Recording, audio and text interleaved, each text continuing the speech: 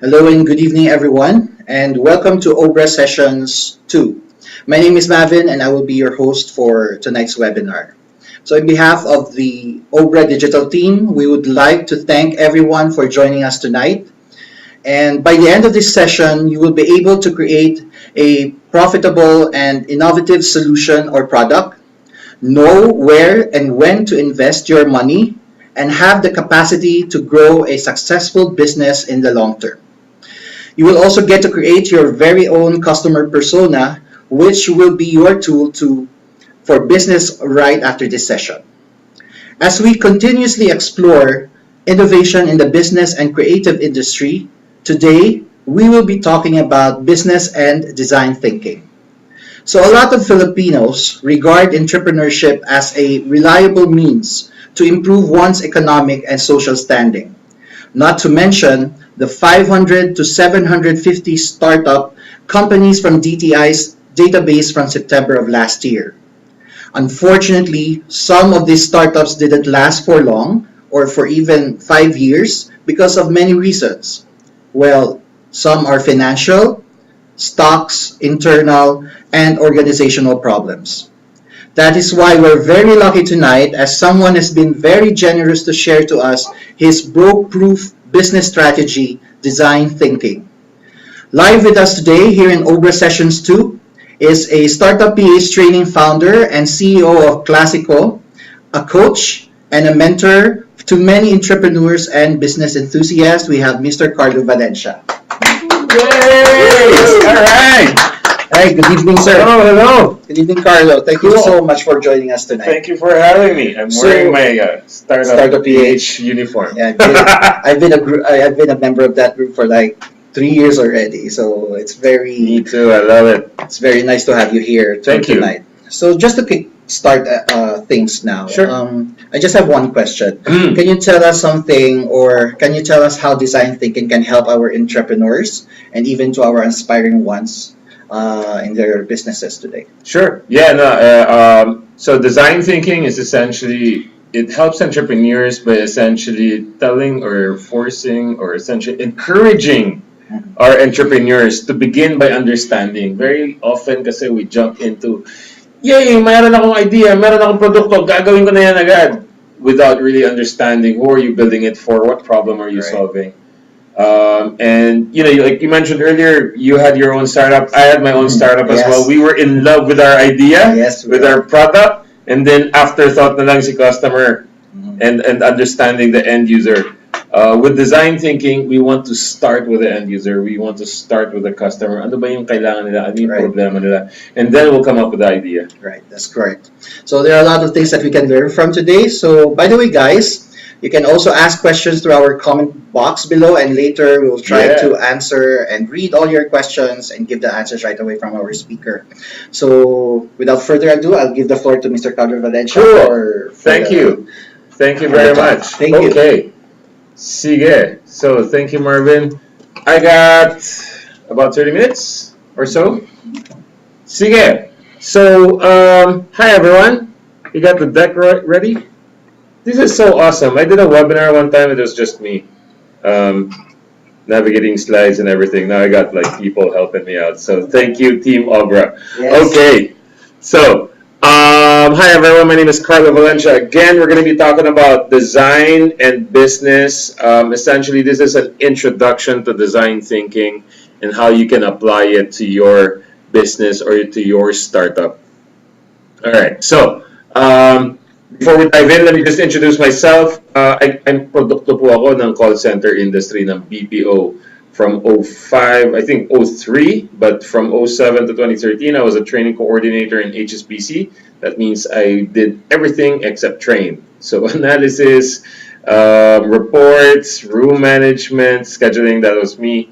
2014 to 2016, that's when I jumped into or dived into startup land, is what I fondly call it. That's where I made all my mistakes. We raised a whole bunch of money, built a great team, made a lot of mistakes, and essentially the lessons there are the foundations of what I teach now as a facilitator for startup PH training. In Startup PH training, I teach a lot of design thinking, a lot of lean startup, and then I'm also an advocate for the ICT. We advocate startups, and I teach entrepreneurship as well in CIIT. I teach multimedia art students entrepreneurship, and you'll see some of their work later on.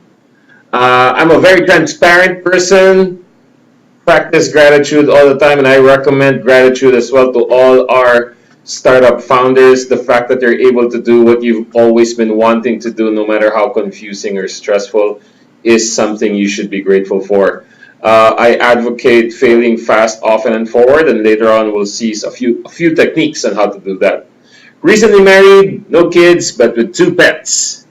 So, I teach entrepreneurship, I teach innovation to a lot of big companies. I also teach them to schools, to the students, the teachers, and very inspiring to know that actually I teach as well to government offices. It's very inspiring to know that some government people want to innovate how they serve us, their customers, the citizens of the Philippines.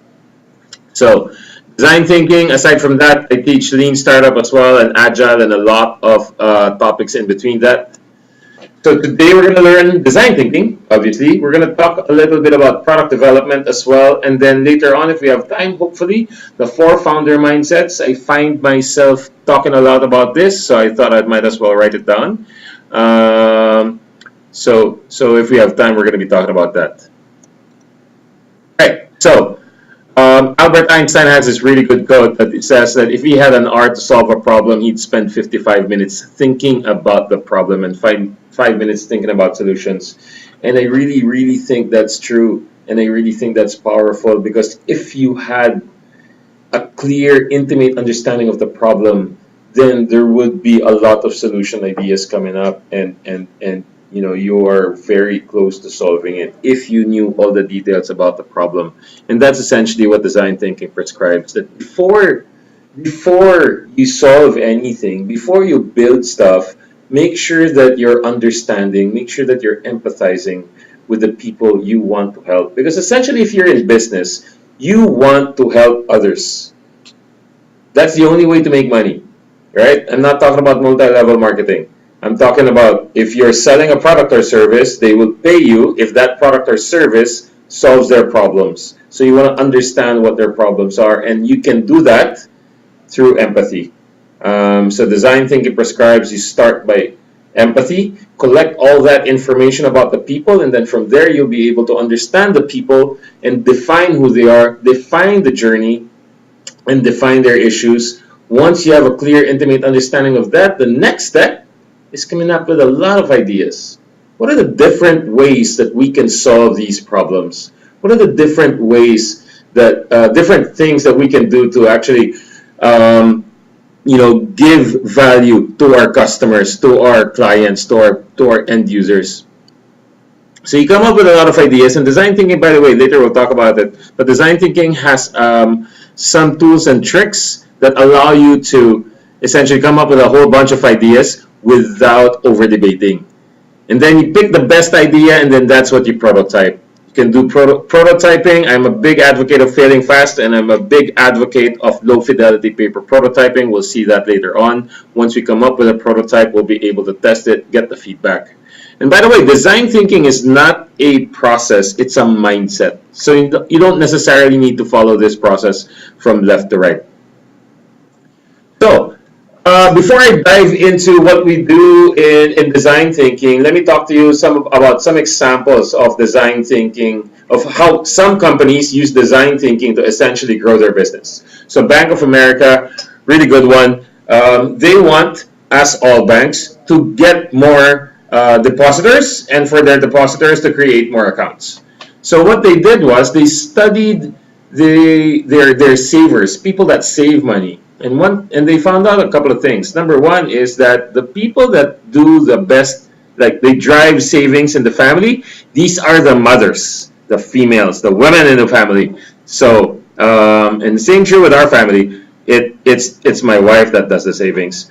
So that's one of the things they found. Another thing they found was they saw this one mother, And then what she does is, because she is a single mother, sobrang eksakto lang yung kinikita niya dun sa ginagastos nila. So, whenever she has an expense item, so this is in the States, $23.40, yung 60 cents, sorry, yung ginagawa niya, $24 na lang yung nakasulat, and then yung 60 cents, it acts as a buffer or her savings. And what happens there is, at the end of the month, kung wala siyang unexpected expenses, then meron siyang savings. Pero kung may unexpected expenses, dun niya kinukuha.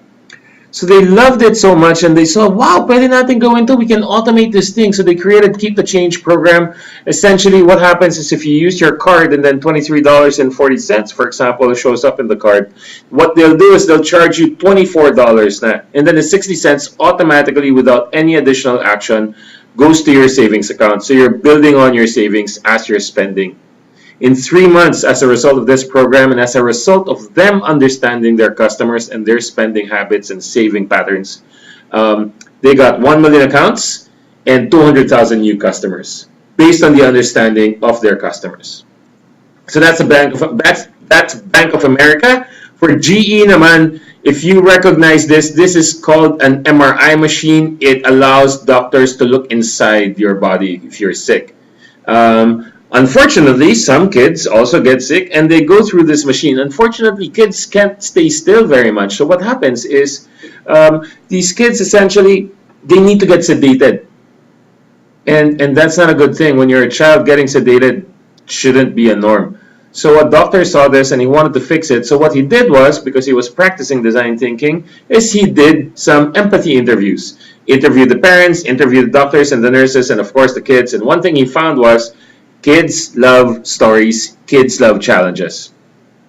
So what he did, his idea was, paint the whole room, make the machine look a lot more friendly, and then when the kid lies down, he gives the kid a story, gives the kid a challenge, and he says, we're going to be taking a ride in the ship, but you need to be very quiet because pirates are coming. And the pirates are coming. If you are noisy, if you keep moving, the pirates are going to come. They're going to take you. They're going to kidnap you, and you're going to be gone. So you need to stay very quiet. You need to stay very calm. So he gave that challenge, painted the room, and from based on that understanding, was able to bring down sedation rate to 80% down to just 10%. Now only 1 out of 10 kids get sedated just by painting the room and giving the kid a story. Again, he knew this because he understood who his end users were, which was the kids. Procter & Gamble as well, really good product. They're the leader in 50 to 60-year-old beauty products for females. They were thinking about canceling the product already, but before they did that, they looked at, or they wanted to study, of course, understand their customer, right? And what they found was 30 to 40-year-old women actually have a high regard for oil of Olay, but they don't use it, they don't buy it, because in their heads, oil of Olay is only for 50 to 60-year-olds, so feeling nila hindi pa nila kailangan. So they rebranded and repositioned. Now this time, what they did was they positioned oil of Olay as the brand for women 30 to 40-year-olds so that they can delay delay the causes of aging. Delay the effects of aging. There you go. So now Procter & Gamble is one of the top 3 brands in for women ages 30 to 40-year-olds. Embrace infant warmer. This one's a personal favorite of mine. So initially in Nepal, there are millions of kids that are being born prematurely. And if in case you don't know, kids or babies, when they're born premature, one of the things they don't have is the ability to control their body heat. So if you're not placed in an incubator, then a baby would die of hypothermia. So initially the project was, how might we create cheaper incubators? Because they thought that cheaper incubators means less babies dying. What happened, it's a good thing that design thinkers were the ones that were doing it, and what they found was the babies, they go to Nepal, they go to the doctors, they go to the hospitals, and what they found was babies were not in the incubator. So why do you think? Why do you think they weren't in the incubator? It turns out that the babies, when they're born premature, they're normally born about 6 to 8 hours away. So it takes that long to get to the hospital, and by that time, the baby unfortunately has already died of hypothermia. So what they figured out is, rather than create cheaper incubators, they created this thing called the Embrace Infant Warmer that allows the mothers to bring their premature baby to the hospital without the baby dying of hypothermia. So again, based on the understanding of their customers and their customers' problems, they were able to figure this out. So Apple is a really, really big advocate of design ever since. And essentially, the philosophy they have is they don't start with the technology and then look for stuff to do with the technology. They look at the customer, figure out what they need, what they want, what they desire, and then they build according to that. They look for the technology that allows them to provide the customer experience. It doesn't start with the technology, it starts with the customers. Google's really big on design thinking. They live and breathe design thinking. They now have a book called The Sprint, essentially talks about the design sprint, which allows you to go from idea to user tested prototype in 4 days.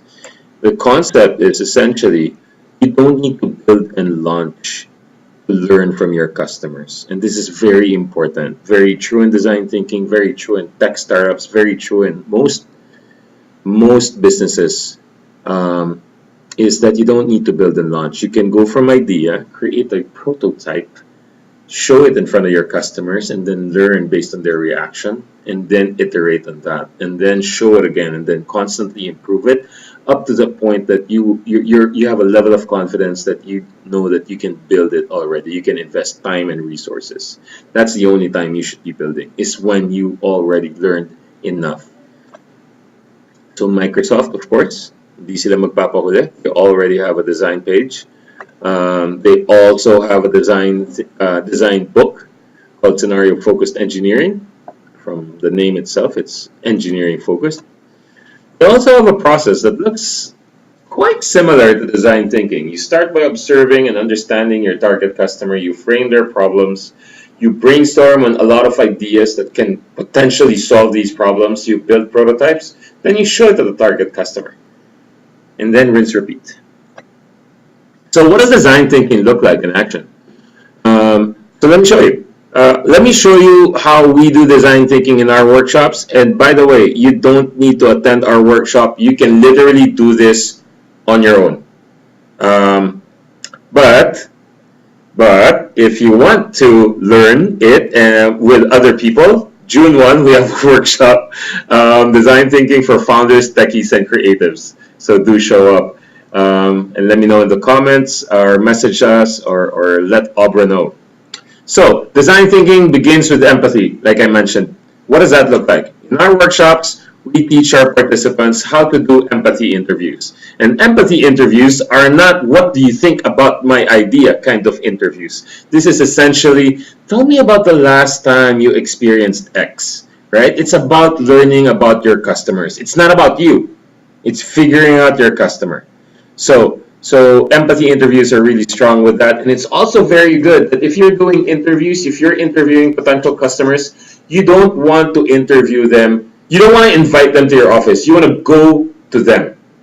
So this is a photo of a workshop that we did in Gawad Kalinga Enchanted Farm together with Mad Travel and B612 Design, which is now called Limitless.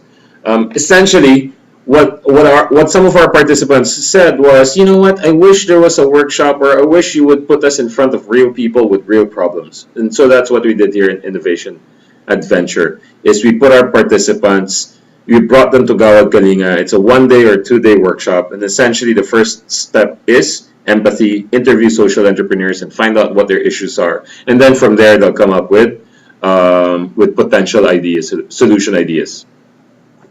Once you've been able to do interviews, also observe and engage everything that you can do to collect all this information. The next step is to define. And when I say define, I mean define your customer, define their challenges. And you can do that by creating proto personas. So this is a proto persona or a prototype persona. On the top left is the sketch of the person. As you can see, no creative skill, not a lot of creative skills required. Punctual and active Nelia has curly hair, an old phone, and Daster at Bayong. She's always punctual, obviously. So top right are her behaviors, bottom left are her demographics, and then bottom right are her goals in life. So you can create something like this. When you create something like this, a proto persona, what happens is it forces you to look at your customers not as a market, not as a segment, not as a demographic, but an actual person with goals, behaviors, and demographics. So what we found though was that 4 boxes was not really enough. It was missing a few things like the frustrations, for example. So frustrations, really good to have them in your proto personas. Because from the frustrations, it allows you to figure out, ano kaya pwedeng i-offer ko dito for these customers to get over their frustrations, right? Also their values as well and motivations. Once you've been able to create your customer persona, another thing you can do is essentially map out their journey and figure out what do they go through. So in this case, we teach our participants in creating a journey map. Top row is essentially the stages that your customer goes through when going through your product or service. And then what are the actions, specific activities that they need to take per stage. And then per action, how do they feel about it? So in this case, they did a 1 to 10, 10 being the highest, 1 being the lowest level of emotion. If you notice there under biz planning, 5 and 4 may mga pain points. So you might want to focus on those pain points because that's where your customer is least happy. So brilliant thing, journey maps, I love it. It allows existing businesses to figure out what their customers don't like the most. And if you're a startup, it allows you to actually predict what your customers will be doing or going through. And then you can design around that as well. And then once you have an idea of their pain points and their challenges, you can create how might we statements. Essentially, how might we statements allow you to convert these challenges and issues into opportunities. So for example, just today, malakas yung ulan di ba? So I don't know, maybe a customer might be complaining, right? Like, ayoko nasa stranded. Ayokong sobrang tagal ko nag-aantay makahanap ng sasakyan, right? Or makahanap ng sakay pa uwi. So, a how might we statement might be, how might we make commuting more enjoyable? Or how might we reduce the amount of wait time? Or how might we tell our customers when it's a good time to commute and when it's a good time to drive their own car? So all of these how might we statements, it converts your challenges and issues into opportunities. It also is the launch point for a brainstorming activity. And that's the next step, essentially, ideation or brainstorming.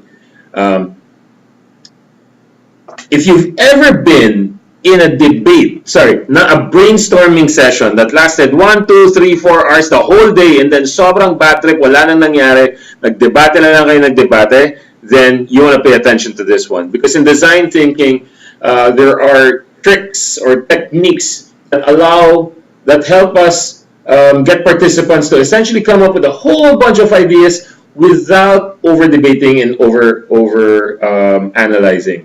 And the trick here is essentially it's 2 parts. The first part is come up with lots of ideas, generate lots of ideas. But when you're generating lots of ideas, you're not allowed to debate on the idea. You're not allowed to comment or judge anybody else's idea. You're only supposed to come up with a lot of ideas. So quantity is key here. Paramihan, right? So you come up with all these ideas, you write it down, 1 idea per post-it, as you can see in the image here. The next step is when you have all these ideas. By the way, another thing I like doing in our workshops is I like putting time pressure. If you've ever procrastinated or waited until the deadline to submit something, time pressure makes you creative. So Lots of ideas, 3 to 5 minutes. After that, you start categorizing the ideas. As participants, when you categorize ideas, there are two things that happen. Number one is obviously the ideas are now organized and it's easier to understand. Number two is what you just did was you went through all the ideas and you decided which belong to each other. So you actually have a good idea of what everybody else suggested. Once you have the ideas categorized, the next step is to vote. There are different kinds of voting techniques, but one thing that is not part of that voting technique is, guess what? Debating. So you vote. There are also different ways to avoid groupthink. Groupthink is, by the way, groupthink is when the noisiest and loudest person in the room controls the entire room. Especially kasi yung mga tahimik, di ba minsan ayaw na makipagsabwatan or ayaw na makipagdebate pa. So, pumapayag na lang yun sa pinakamaingay. I know kasi ako yung normally na pinakamaingay. So, what you want to do is, you want to get everybody to vote silently. Again, no influencing, no judging on votes. And then, the top voted ideas that, if needed, you debate on it, if there's a tie. If not, then you pick the top one, and then that's what you prototype. The key to ideation is not to figure out what the best idea is, because you'll never find out until you try it and put it in front of your customers. At this point, all you want to do is come up with a lot of ideas and then make a decision on what idea is best, and then run with that. So the key here is to go through the ideation activity as fast as possible and figure out what you can prototype, which is the next step, prototyping. So, how can you prototype? Number one, make a storyboard. Regardless of what you're going to eventually prototype, you want to do a storyboard first. If you're doing a template, you're doing a website, you're doing an app, whatever it is, you want to create a storyboard, which essentially talks about what the journey is in the new updated or upgraded version of the design of the service or the product. So in this case, this is the journey or the story of ambitious Jerome. I'd like you guys to pay attention to that, Jerome, because later on I'm going to show you how they executed this storyboard. So once you have a storyboard, you can also create web screens or mobile app screens. On the top row here is the storyboard that was created, and then on the bottom row, these are the screens that were created. Prototype for a mobile app. You can also prototype a physical space. I love this particular image of a room. It's a training room essentially that they were proposing. Because of this prototype, actually, some people were already able to provide feedback and they already improved this prototype. I know it's difficult to imagine that this has already been improved, but it has. It initially only had one student in the room. And then somebody recommended, you know what, if you're going to create an entire training room, you might as well put more students in it. And these kinds of feedback, you can't really give this feedback until you're looking at something tangible. And that's the value of prototyping, is it allows you to collect valuable and valid feedback. You can also prototype interactions. So this is one of our participants pretending to be Jerome, ambitious Jerome to be precise, going through the process of submitting his documents. So definitely prototype interactions, it's very useful. Lastly, you want to test you want to figure out if what you created actually makes sense and if it's something that's valuable to the customer. And like I mentioned earlier, I'm a very big fan of paper prototypes. This is essentially a prototype of a web app. Please excuse the mess on the table. You can skip that part and just focus on the web app that's being prototyped right in the middle of the screen. But even at this low fidelity, you can already collect feedback and figure out what needs to be done. From here, you build further, and then you make high fidelity prototypes. But you need to start low fidelity. You need to start and create something rapidly and get that feedback right away. Because, like I said, it's the feedback that you're after. Prototyping the purpose of prototyping isn't to it's not to prove your brilliance or your creativity. The purpose of the prototype is to collect feedback. So if you cannot collect feedback, or if you're taking too long, then you're missing the point. Make the prototype, test it, get the feedback, and then improve. That's what you want to be doing. So that's design thinking in a nutshell, and well, not in a nutshell, in a few minutes, about 15, 15 or 20-minute crash course.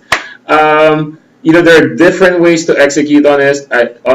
I highly recommend that you read up on it even more. We're also going to be writing a lot of articles around startup PH training. There's one more topic that I wanted to discuss first before we have a little Q&A about product development. So earlier I told you about failing fast, often, and forward, or failing fast to succeed faster. So prototyping is one way to essentially fail fast. But even at a high level prototype, or even the live versions, you can do this as well. And product development is a really good way of doing so. So a lot of people think this is how product development is. You come up with an idea, you build a little thing, and then you build on top of it, and then you build on top of it, and you keep building on top of it until someday you have a mature, stable product, and then no need to make changes. Unfortunately, that's not the truth. The truth is, most successful products built something, they kind of made it work, but not really, and at some point in time, they realized or just agreed, you know what, this product doesn't work anymore, we should throw it away.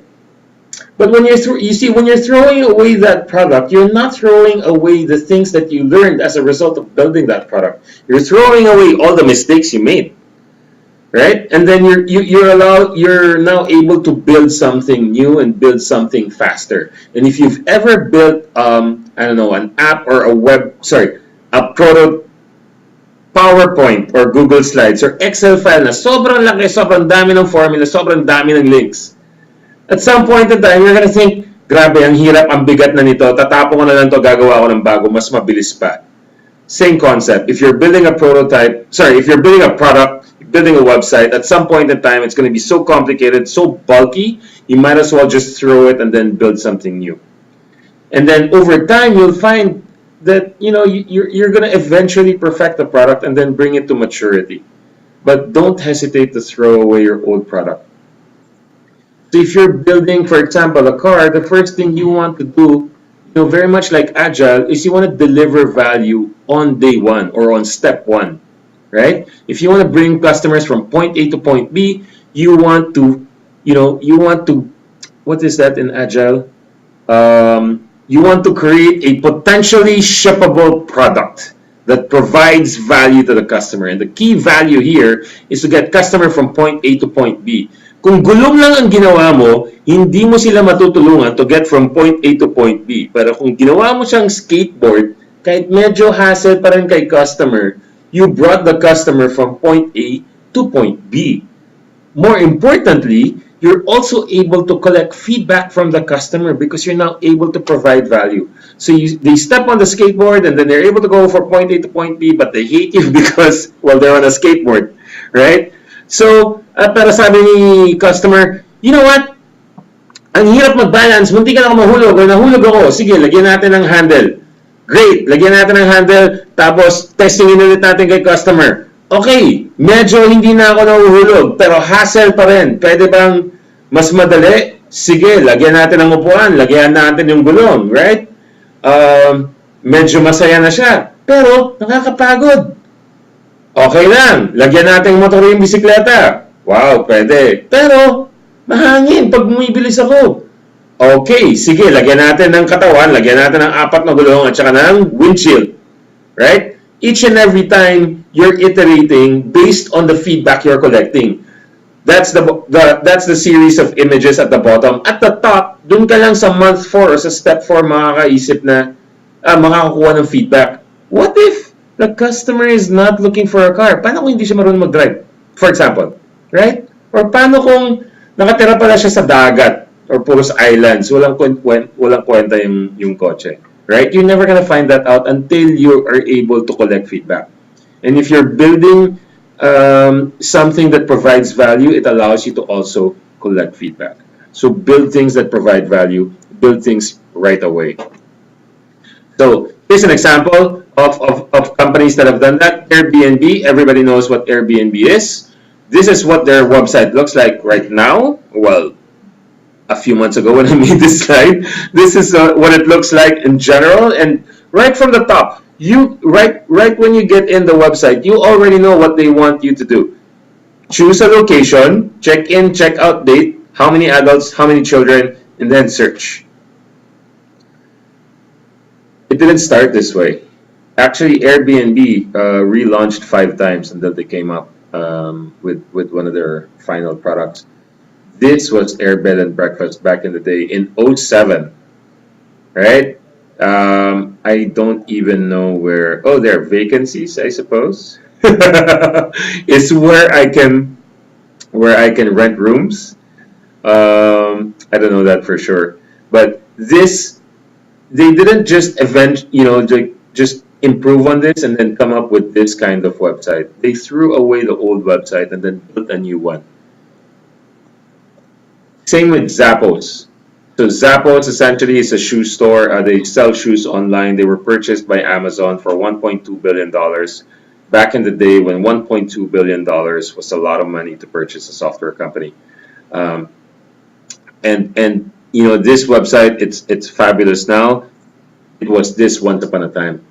And again, they threw away the old product and then they rebuilt something else. And so I highly encourage you guys to do the same.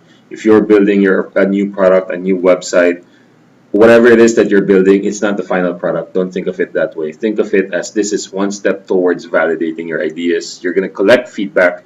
You're going to make mistakes. So that's it for now. And then we're going to do a little Q&A. And then maybe if we have time, we'll jump into the 4 founder mindsets. And do an activity, by the way, of creating a persona.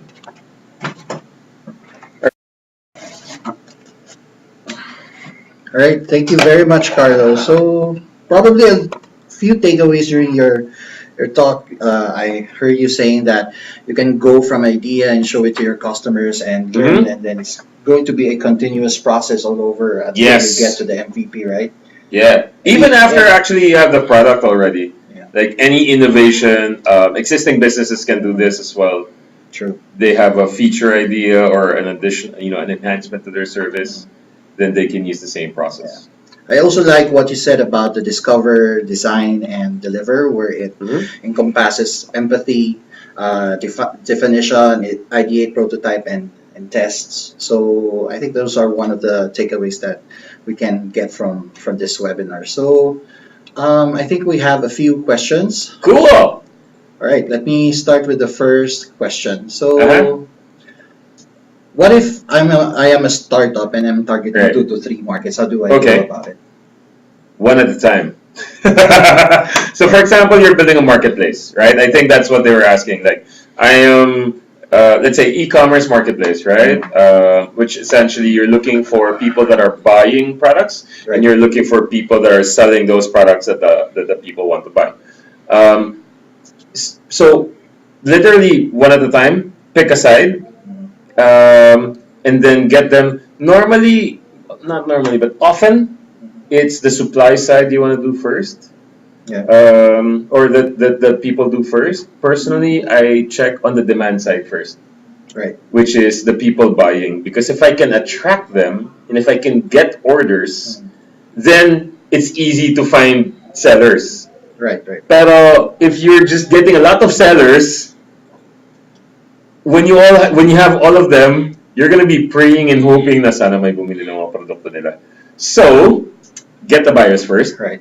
That's what I recommend. And then figure out what their problems are. Yeah. Right? By the way, these buyers, their problems are probably not that they cannot buy a certain product. They will buy products kasi, again, if it's a solution to their problem. Correct. It's not because there's a discount or sobrang ganda ng endorser, right? They'll buy it because it's something they need. And then the endorser and the products are all things that just help them get to that buying decision. True. But essentially you want to figure out, again, one at a time, what are their problems, and then what do you think, or sorry, what are they willing to pay for? Right. Once you get them, then you move on to the next side, Right. which is the seller side. And then rinse, repeat. What are the seller's problems? And then offer them a solution. Also offer them, hey, by the way, I already have buyers for you. True. Right. So that's like prioritizing first what needs to be addressed first, and then Yeah. move on with another. Generally, your priority when you're a startup is to figure out who's gonna buy your product. So if you're a marketplace, who's gonna buy your seller's product? Right. That's your priority. Often I see this very often, especially with tech and creative people, is they're in love with the idea, they're in love with the solution, so they build stuff Mhm. because it's in their nature to build Right. stuff, right? Yeah. So I recommend sell stuff. Like if you can sell things, you're halfway there, right? If you can sell your idea, you're halfway there. And on the opposite side, if you cannot sell your idea, you are not there at all. Building your app or whatever product it is, it's not gonna help. And real estate developers do this all the time. They have the land, they have the plans, they don't build the building just yet. What they do is they do pre-selling. And then dun sa pre-selling, pag walang bumibili, they still won't build the ano, di ba? Tigil mo na yung plans para mag-build. Ang gagawin nila, they'll change the packaging, they'll change the pricing, they'll change branding, they'll change stuff. A really good engineer, I don't know if, I hope he's listening. He told me, mas madaling magbura ng floor plan kesa gumiba ng pader. Okay. Even Right. more so the building itself, right? Exactly. Yeah. So you don't wanna in business it's the same. Especially the tech people that are building platforms, you know who you are. Right? Ang hirap magpalit ng page or ng button lang mismo when it's a platform already. And you wanna change the form, wow, good luck to you. Yeah. Right? But if you've already been able to sell it, or if you haven't built the platform yet and things need to change, andale. WordPress is a really good way of actually creating a prototype, like a high fidelity prototype, because it works. You can add plugins, but if you need to make changes within a day, or a couple of days, ma-update mo na siya agad and then release it. Right. It's like saying even though you have a beautiful app, a beautiful solution, but no one's buying it and and it's not addressing a solution, then it's not actually a viable product for business, right? I've seen a few really pretty apps. Except I wasn't able to use them because I didn't really know where to go or what to do, right? Pero may mga 3D animation thing going around it. That's right. All right, I think that question has been addressed. We have a next question from a private message. So, how will I know if I created the right customer persona?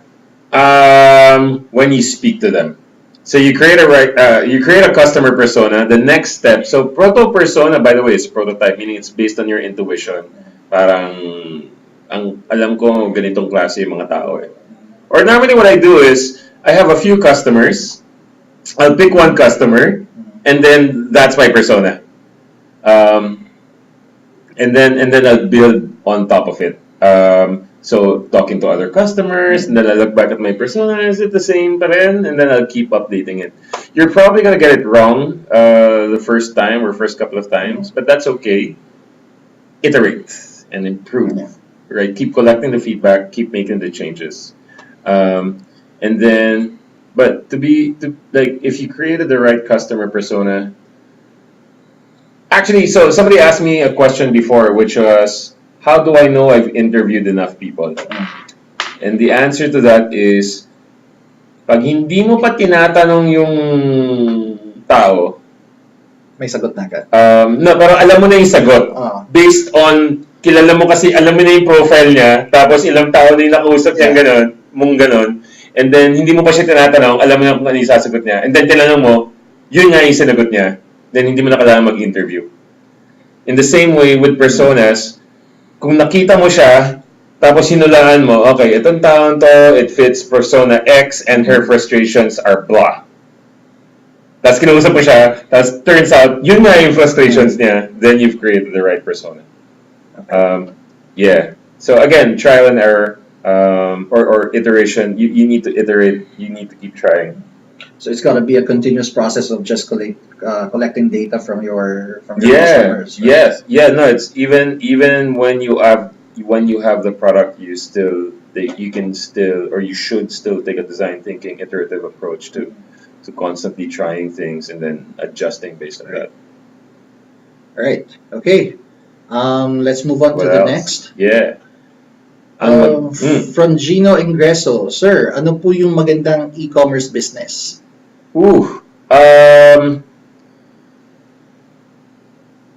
so there's a lot of good e-commerce opportunities right now. I don't think you should take one kasi yun yung maganda or yun yung uso. You should take one because yun yung alam mo or dun ka magaling. Right? So for example, you're into shoes, then shoes is the right e-commerce business for you. Huwag ka magbebenta ng makeup para na galing Korea. Kung sapatos ka magaling. So, and at the same time, no, kasi I know people na ganun yung sobrang pumupunta ng Bangkok para bumili ng damit, tapos pupunta rito, tapos they just put it on their site. They do it, they make lots of money. Because they know fashion. They know their buyers. Right? I have a friend as well that does shoes naman. Kasi may kilala sila sa Marikina, and then they do a lot of ano yun, yung mga bazaars, and now they have their own stall and they have their own stores, right? Because they're familiar with shoes and with fashion, right? So similarly, the e-commerce business you should be going into is the e-commerce business or the product business that you're familiar with. Yeah, so you mentioned that, for example, I'm into shoes, and then that's the line of business that I should be doing for e-commerce. Yes. I want to reach on a question: how does personal biases, affect creating in you creating a persona for your businesses? Are there any instances that biases affect those decisions? Absolutely. And especially when you're making proto personas and it's your first attempt at the prototype or at the persona, nandun talaga yung bias mo. What you want to do is you want to show it in front of the customer right away. And if it's kumbaga, sino yung magsasabi kung ano yung tama eh? Essentially what you're doing is you're making a first guess. And that's the best that you can do. After making that first guess, get the feedback na. And then kung sobrang bias nga yung first, right? Then the customer will tell you. So when I do my coaching sessions sometimes, or when I'm talking to like founders and entrepreneurs that have these ideas, especially if I'm not an expert in, the last thing I will do is tell them that it's a stupid idea or a bad idea or I don't think it's going to work. Because I don't know, maybe they know something that I don't. Right? What I will show them or what I will tell them is, ilang taon na nakausap mo? How many customers have you sold to? How many products have you sold? Baka isa pa lang. Baka isa pa lang. Baka wala pa lang, di ba? Kasi, and I get this a lot of times eh. Meron kaming marketplace where all businesses can meet and then they can sell stuff and blah, blah, blah, blah, blah, blah, blah. Oh, great! How many people are in your platform? Wala pa. Right? So how many people have you spoken to? Wala pa. But, ano na nagawa mo? We built a platform! So, in that case, I tell them, talk to people.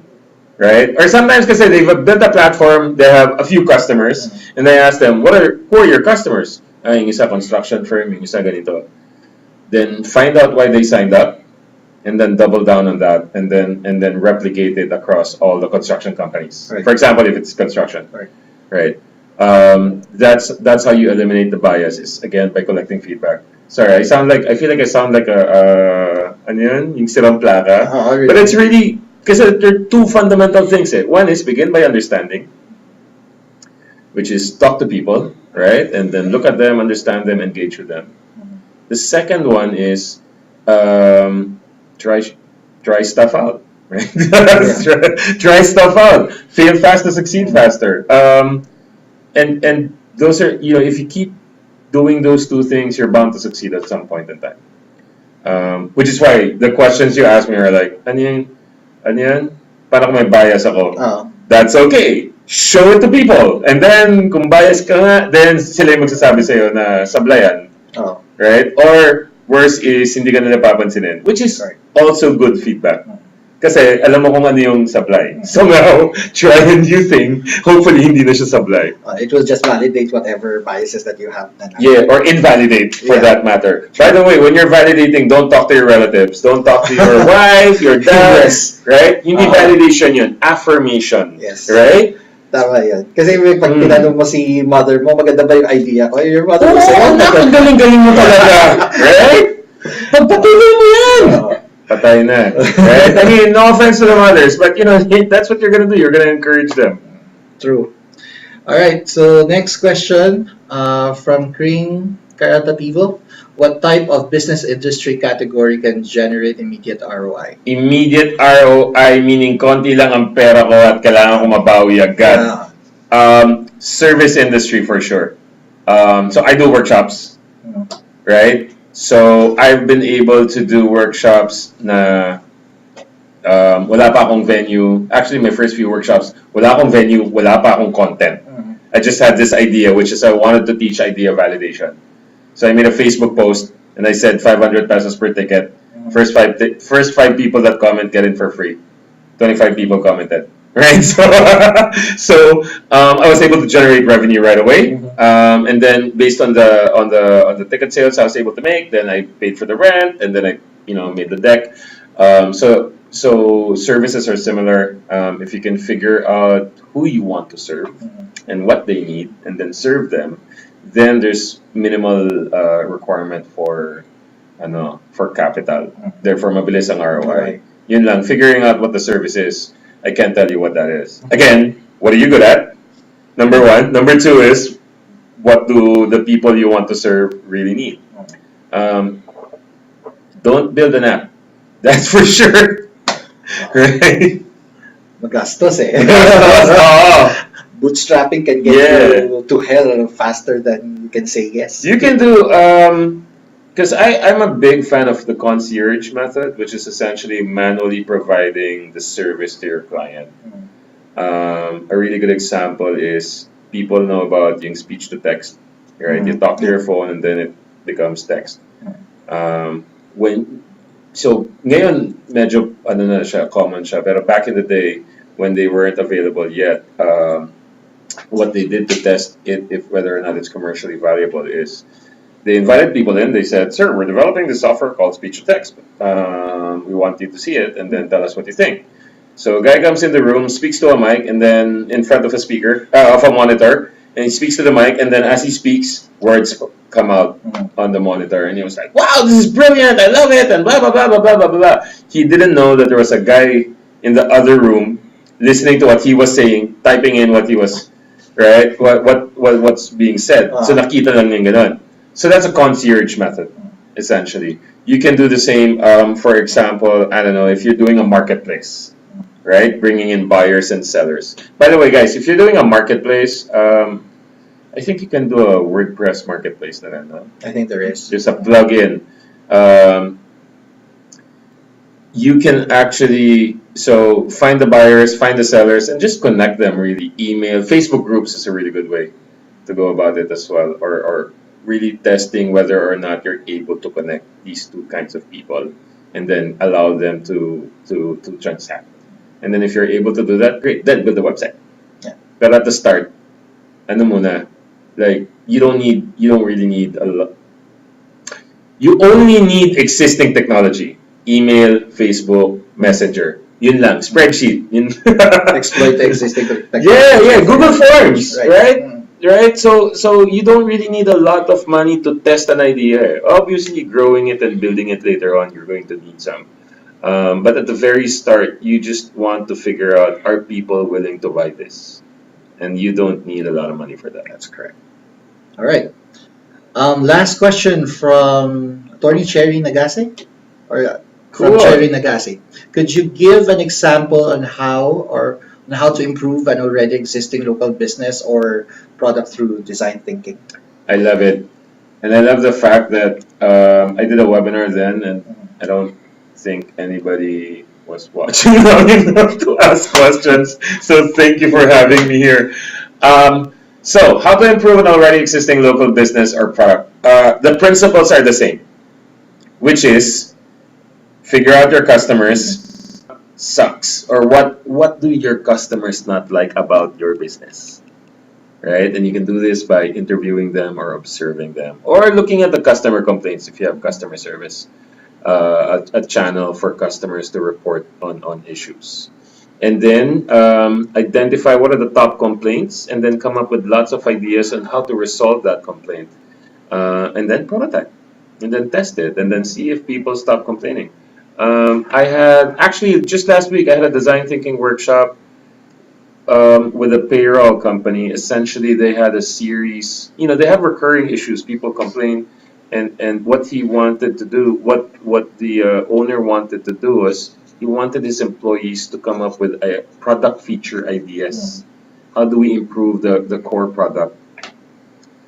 And what we did was we used the frequently recurring issues. Yun yung in-identify namin, and then based on that, come up with ideas on how to resolve these recurring issues and make sure it doesn't happen again. So ang dami ng mga feature ideas. These feature ideas were prototype.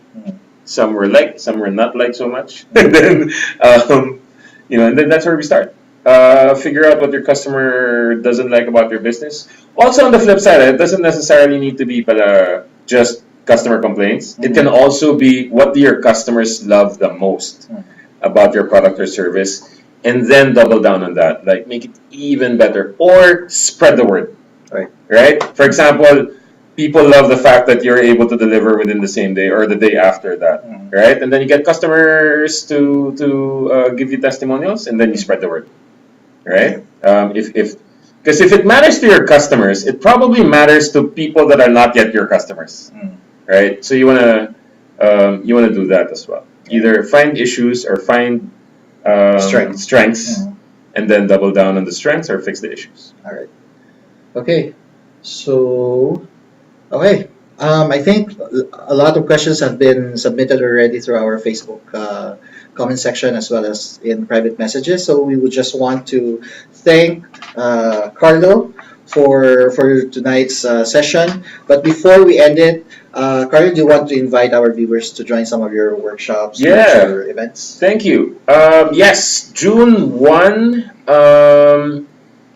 in Venture Space, which is somewhere in Shaw, near EDSA Shangri-La. We're doing a design thinking for founders, techies, and creatives.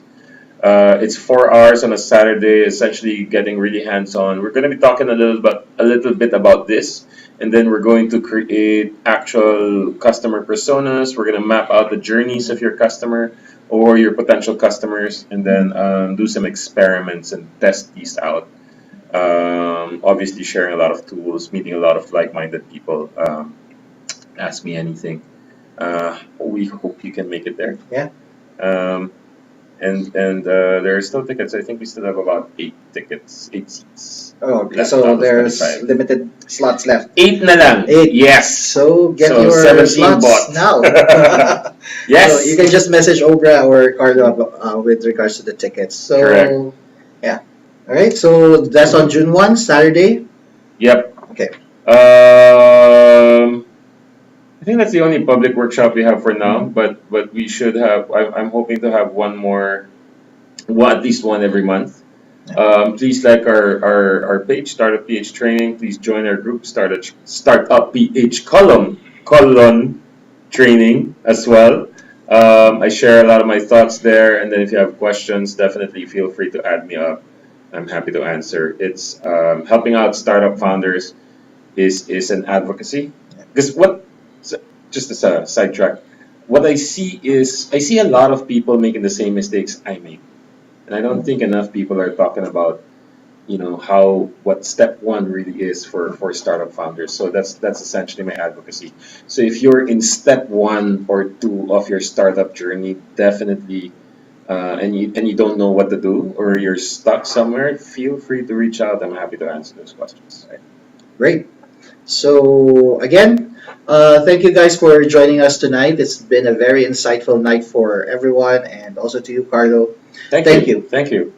Also, we would like to invite everyone to join our Facebook group, the Filipino Startup Community. So you can just search that on Facebook. So you can get a copy of the design thinking deck and the customer persona template by Carlo Valencia. Yes, sir. All right. So customer personas, definitely use that to start your journey. It allows you to center on specific customers. All right. So don't forget to join the Filipino startup community to get that deck and that template. So to all our viewers, I hope you all learned a lot from our topic today. Maybe tomorrow or maybe on Monday, you'll be more encouraged to make that business idea into life. So again, I'm Mavin from Obra Sessions 2, and have a good night, everyone. And thank you very much, Carlo. Thank you very much. All right. Yay. Yay.